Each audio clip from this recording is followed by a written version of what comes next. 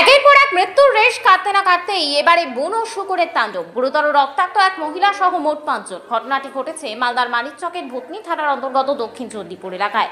স্থানীয় প্রতিবেশীরা গুরুতর রক্তাক্ত অবস্থায় আহতদের উদ্ধার করে মানিকচক গ্রামীণ হাসপাতালে নিয়ে আসেন। 5 জনের মধ্যে 2 জনের অবস্থা আশঙ্কাজনক থাকার কারণে কর্তব্যরত চিকিৎসক প্রাথমিক চিকিৎসার পর মালদা মেডিকেল কলেজ এবং হাসপাতালে পাঠান। বাকিদের চিকিৎসা চলছে মানিকচক গ্রামীণ হাসপাতালে। গুরুতর জখম অবস্থায় জয় মণ্ডল এবং মায়া মণ্ডলকে মালদা মেডিকেল কলেজ এবং হাসপাতালে পাঠানো হয়েছে বলে খবর। অন্যদিকে ধনপতি মণ্ডল, জয়দেব মণ্ডল এবং সঞ্জীব মণ্ডল বর্তমানে মানিকচক গ্রামীণ হাসপাতালে চিকিৎসাধীন অবস্থায় রয়েছে বলে খবর। গত 2 দিনে বন্যা জলে ডুবে মৃত্যু হয়েছে 1.5 বছরের শিশু সহ 2 জনের। বন্য শুকুর আক্রমণের পর রীতিমতো আতঙ্কের সৃষ্টি হয়েছে এলাকা জুড়ে। প্রায় আজকে সকালবেলা 7:30টার দিকে একটা বুনো শুয়োর এসেছিল। সে বন্যার জন্য ওইও যান বাঁচানোর জন্য চলে আসছে। এবার এসে বাবা বাড়ির বাইরেই বসেছিল, সেখানে এসে বাবাকে ওইও যান বাঁচানোর জন্য কামড়ে নেয় এবং এমনকি গ্রামের আশেপাশে আরও কয়েকজনকে, প্রায় 5 জনকে কেটেছে। তার মধ্যে একজন মহিলাও ছিল এবং গ্রামবাসী তাকে যাতে না অ্যাটাক করে তার জন্য ওকে করেছে, কিন্তু পারেনি, মানুষকে কেটে নিয়েছে।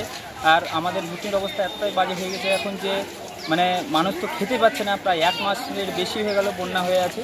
তার মধ্যে মানুষের জন্তু জানোয়ারের, তারপরে সাপের, এইসব থেকে আমাদের বহুত অসুবিধা হচ্ছে। কোন জন্তু ছিল এটা? এটা বুনো শুয়োর ছিল। কোথা থেকে এসছে কিছু বুঝতে পারছেন? কিছু এটা বোঝা যাচ্ছে না, তো দেখে যা মনে হলো যে বেশ বড় ছিল আর কোনো জঙ্গল বা কোথাও থেকে ভেসেই এসছে, যেটা জঙ্গলে ছিল, যেখানে ওখানেও বন্যা হয়েছে হয়তো। ওরও নিজের বাঁচার জন্য ওই প্রাণ ঝুঁকি দিয়ে এখানে এসেছে। চাইছি যে প্রশাসনের কাছ থেকে এই জিনিসটা দেখা উচিত, যাতে বন্যা বছরে বছরে এরকম যাতে না হয়, কারণ এখানে লাখের বেশি মানুষ থাকে, যেটাতে আমাদের অনেক অসুবিধা হচ্ছে। এমনকি এখানে দিন যায় দিন খাই সব মানুষ, শ্রমিক আছে, কৃষক আছে, সব ধান ফসল সব ডুবে গেছে, যেটার জন্য অনেক ক্ষতিগ্রস্ত। তার উপরে আবার এই জন্তু জানোয়ারের তাণ্ডব। হ্যাঁ, জন্তু জানোয়ার, সাপ, এগুলো সব তাণ্ডব হচ্ছে, খুব বাজে হচ্ছে। যেটা আমি আজকে সকাল থেকে হাসপাতালে বাবাকে নিয়ে অ্যাডমিট আছি, আর 3 জনকে রেফার করে দিয়েছি, 3 জন মানিকচক হাসপাতালে আছে।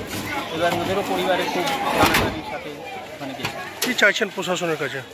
প্রশাসন সাহায্য করে এবং আমাদের এই ভূতনিতে যাতে প্রত্যেক বছর বন্যা হচ্ছে সেটা যাতে রোধ করে।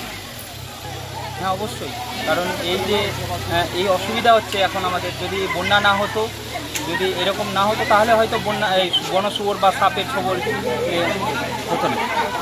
কী নাম আপনার? সন্দীপ মণ্ডল।